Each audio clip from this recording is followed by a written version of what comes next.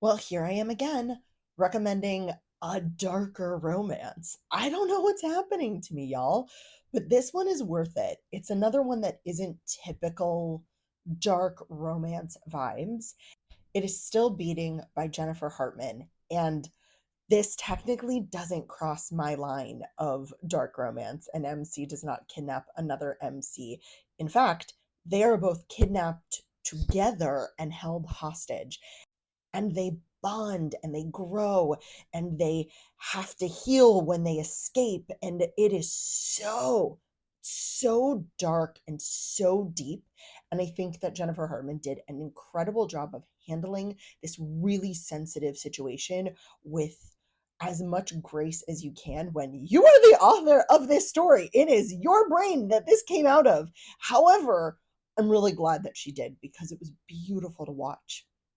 You've got Cora Bell and Dean, FMC, MMC. Cora Bell usually goes by Cora, but Dean has decided to call her Cora Bell because Dean is actually her sister's fiance. Talk about trauma. And the the shit they go through is un unthinkable. And they are forced to do things that are they hurt from both of it, from both sides of this. Jennifer Hartman does a really good job of never describing the violence against Corbell, but always the connection between her and Dean. And it is heartbreaking. This is a book that, like, I almost came to tears. I don't like to cry. I will do everything in my power to avoid crying while reading a book because once I start, I do not stop.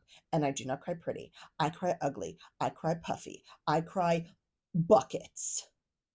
And it got me really close. And you just root for them. You root for them to overcome everything that they've gone through. You root for them to step into their new selves. You see why they're struggling. You get it. You totally get it. And you just, the pathos is unimaginable when it comes to their intimacy. I'm not going to talk about the first bit of the book. I'm not. It's not fair. It's not happening. But what happens after is so heartbreaking and passionate and loving. It's sexy. It is sexy. It's sexy. They're really sexy together. Together. This is a book where I can't judge the intimacy in terms of I like can't separate my emotion from this book. It was great. It was really phenomenal. This is a book that I would read not for the spice. There's spice. There's spice. It's good spice. Don't get me wrong.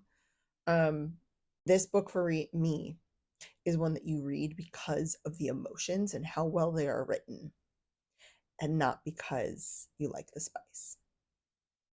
I know. This is Archer by Dr. Rebecca Sharp, and I thoroughly enjoyed this book.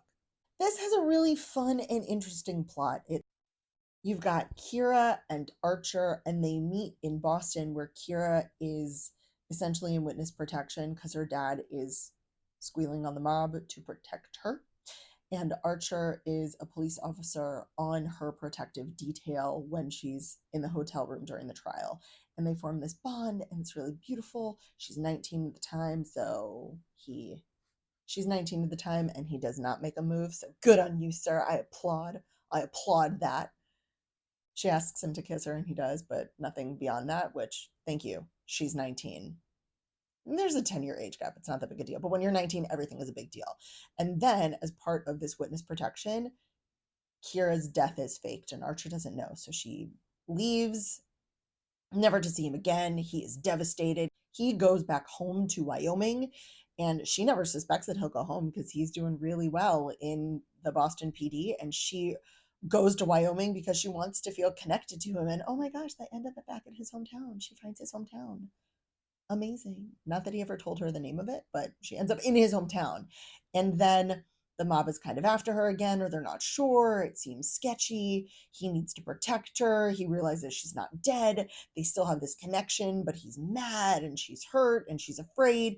There's this great back and forth between the two of them about, reconciling the not mistakes, but the facts of their past and how it affected both of them over the last 4 years. It's been 4 years since they saw each other. She's now 23, he's 33. He has a personal protection bodyguard company with his brothers near Jackson Hole, Wyoming, which is why it was really nice when that he's not a billionaire. He's not. I love it. He's not a billionaire. He just protects billionaires. But she's kind of in danger, so he gets to show off his skills. It's great. And they really do get along. And you see that from the beginning, that they go on these walks and they have these discussions, and he works to get things for her while she's waiting for this trial to make her days better and as she sees him. So having them come back together was super exciting and fun and spicy. And spicy. She has her V card still. I never love a deflowering. I don't. I do not bow down to the altar of the hymen, so I don't necessarily put the same stock in the giving of one's virginity as this book clearly did, especially when he's being kind of alpha bro. I'm so glad I'm the only man who's been here. But they gave a really good point of why she didn't. She hadn't because she hadn't before she was 19. Totally normal, y'all. Totally normal, fine. And then while she was essentially on the run in witness protection, she didn't feel safe or secure or trust anyone enough to have sex with. I get that. That that was super believable to me. And based on their history, I also understood why she almost immediately was like, here's my card, swipe as many times as you wish, any swipe you want, anywhere you want, I will let you swipe this card. And he does. He swipes the card everywhere, and it's great. It was a lot of fun. There was external drama that affected their relationship rather than internal drama that imploded their relationship, which is always my preference. I would rather a crazy situation affect them than their own idiocy. For the most part, there are exceptions, but it's not the rule. So if you're looking for a book where their relationship is really building and solid and they're working on it, but the drama is caused by something external, then this is it. Archer. Silver Brewer by L.B. Dunbar. I think it is my new favorite thing to just not know what's about to happen. This is an older romance. Both of the people in the story are older. There's a bit of an age gap, I think 50 and 40, but it is 50 and 40 and not 20 and 30 or 40 and 20 or anything in 20. It's a more mature age gap. And I loved it. I loved watching two people who had a more mature personality and also had adult problems and challenges find love again. It was a blast. You've got Letty and Giant. Yes, he goes by Giant and calls her Cricket. It's adorable. And Letty is in real estate. She hates it, and she's trying to close this deal so that she can have more income and be partners so she can adopt a child. It's really beautiful. It's like great motivation. And she tries to buy Giant's land, which he's not going to sell her, and he can't sell her anyway. It's complicated like that. But he kind of wants to fuck with her because she shows up and is like, I want to buy your land for whatever money. And he's like, no. So he says, you have to go camping with me and experience the nature. And they fall for each other while in the woods. It's great. It's super fun to watch. Something about them is they both connect with each other in a way that they've never connected with someone else. It can feel trite when it is a 21-year-old who has no experience being like, oh my gosh, you just awakened something sexual in me.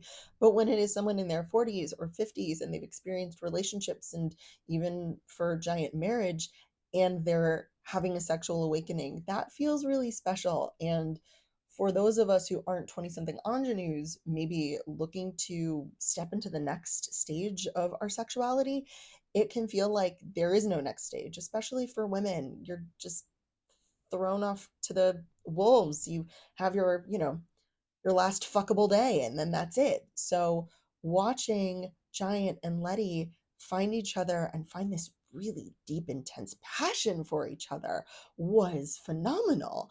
Also, Giant knows how to take care of a lady. He just does. He's great. He's always very, very aware. And Letty slash Cricket. I can't decide if I want to call her Letty or Cricket because both are great. And Letty knows how to get hers in intimacy. She has no problem making sure that she is stimulated in the way that she needs to be in order to get off.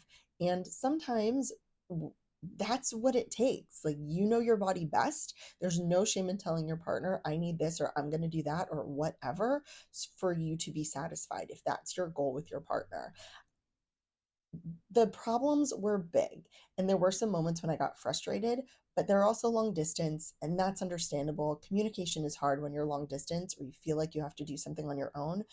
And when you're that old, not that old, y'all, it's 40 and 50 is not that old, but when you have been in a routine and kind of established yourself for a longer period of time, it takes a bit to get yourself out of that and to open up to a new person and to move forward in that way. So I got it. It made the whole progression of their relationship a lot more understandable to me than when someone's like, I just don't want to speak to you. I'm just going to no, have an adult conversation or take care of yourself. And then just, I think I was really craving an older an older couple, real adults, and I got it. I got it in Silver Brewer. Flirting with Fire was fine. That's what I'm going to say. If you're someone who loves some firemen, read Flirting with Fire. If you love banterish, read Flirting with Fire. If you like a kind of forced proximity ish situation, sure. There's nothing wrong with this book. It wasn't bad. I just didn't particularly find it memorable, if that makes sense. You've got Maddie and Morrow, who didn't know each other in high school. Maddie had a crush on Morrow, but it is like a thing you need to know. And they end up getting a date from a charity auction and it goes badly. And then they decide to work together to flip a house. That's Maddie's business, and Morrow's trying to do it. And look, it doesn't really matter. They end up flipping this house and falling for each other. And there's some external drama. He's a fireman, and there's tension. And being a fireman is dangerous. I'm not going to say it isn't. It is dangerous. There is danger. But I don't know. This didn't spark joy for me at all. I think except for the fact that instead of gray sweatpants, there's a Henley. I'm gonna say it. Henleys are my gray sweatpants. Like, that's, y'all can drool over a pair of gray sweatpants. I'm gonna drool over a chest in a Henley. That's it for me. I don't remember being bad. I don't remember being like mad about it. There's some really like lovely moments, and Morrow ends up kind of like falling first, even though Maddie had a crush on him way back when. I have one quote highlighted in their intimacy. It's it. I know that they're intimate more than that. They have to be. Like, just remembering the story. But shit, I like couldn't tell you more than that. No, I feel really bad about it. I feel like this is the freight train. This is my next freight train. Like, this is a book that I read. I remember a little bit more about Freight Train than I do about this one. Jesus fucking Christ. So, the thing about reading this book is it didn't make me emotional in any way, shape, or form. It's a romance novel. I do know that they're going to end up together. That's kind of the point.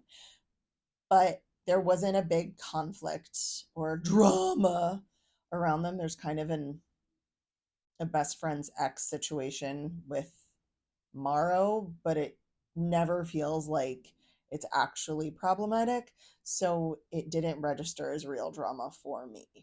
And it's safe. It's like emotionally safe for you if you're looking for a book that's not going to make your heart palpitate. So, yeah, go read it. Flirting with Fire if you want. The Trouble with Hating You.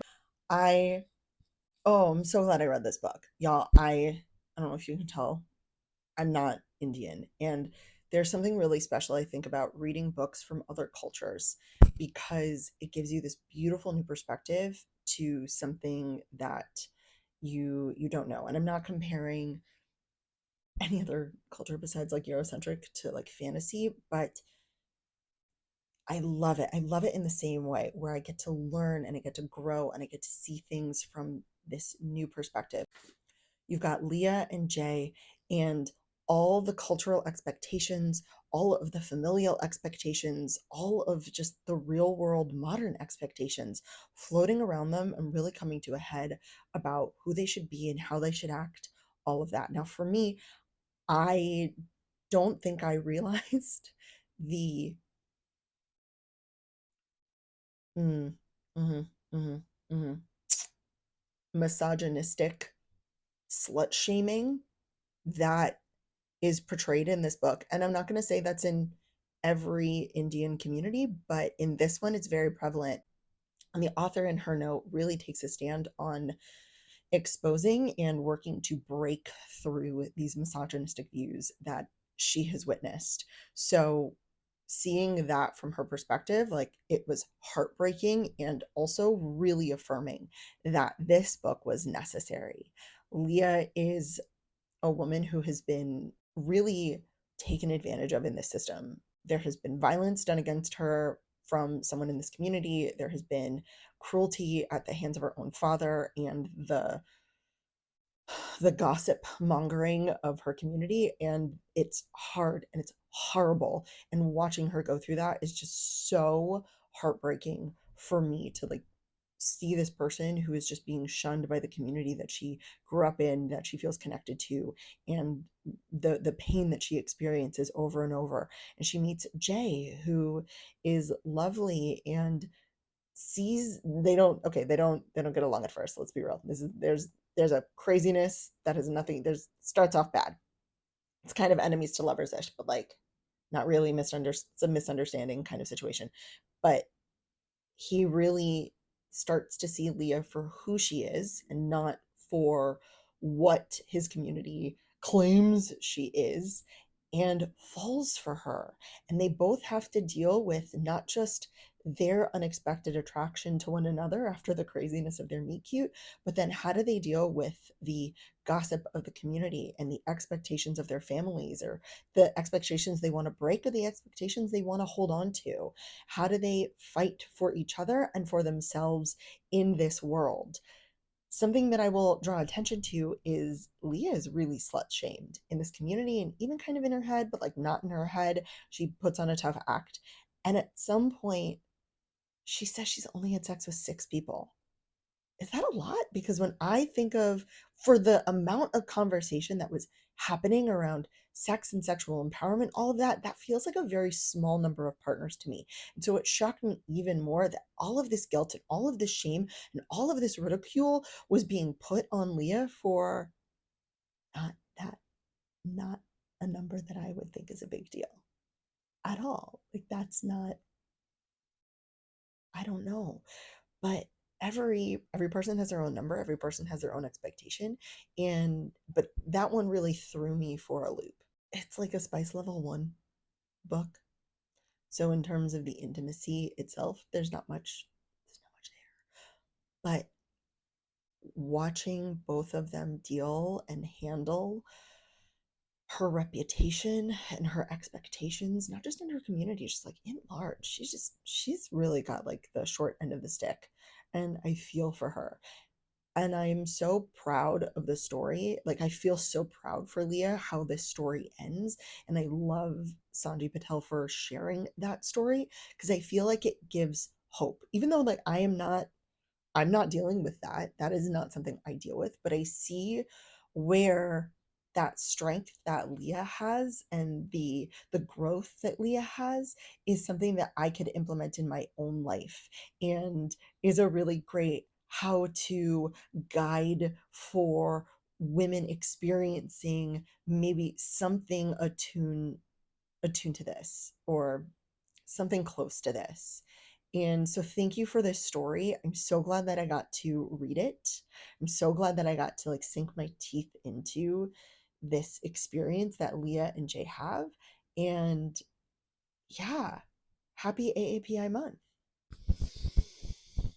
Ugh, this book was so spicy, and the spice was well written and kind of kinky, but not like officially, but kind of kinky, except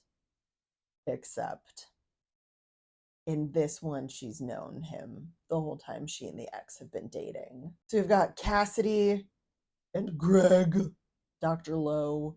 She is 19. She just finished her freshman year of college. She's been dating his son since they were like sophomores or juniors. Gotta be juniors because they were together 3 years before she broke up with him. And then they got together. And y'all, this book is The Doctor by Nikki Sloane. And he's 40 and she is 19. She is his son's ex, kind of. But it's different than Praise. Praise, they're actually exes and they're more adult, and they were never dating when she knew ex's dad. It just gave me the ick. Like when Greg told Cassidy that the first time he thought about her sexually was at prom, ick. Just so much ick. And then she recreates the prom look for him, and just even more ick. And I couldn't get over it. I could not get over that ick factor, because even though you didn't get together until she was 19, you wanted her when she was way too young. And that felt so gross to me. I get it. They have a connection. Nope. I'm not going to say that. I could not get over the ick factor. Now, if I suspend my disbelief and I pretend that the plot doesn't happen, but the play happens, it's a very well written play. There's a lot of fun stuff in there. If you just take the intimacy out of the general plot, I thought it was a lot of fun. There is some kink. There is a really good sharing between the two of them of fantasy and then enacting fantasy. There's good communication about how does stuff feel, what do you like, what do you not like. All of that was a plus for me. And then we went back into the plot, and I was reminded again that we have a 19-year-old dating a 40-year-old who dated his son like a month ago, like less than a month ago. They have sex like a week after she breaks up with the boyfriend or the son, whatever you're going to call it. Yeah. She also has 19-year-old feelings. Those really big feelings. But they feel really silly when you're not 19. You're like, oh, I remember that. I remember when everything felt so big. But also,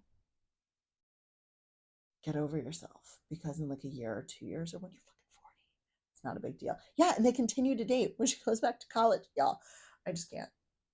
Okay, that was my line. I found my line. This book was my line.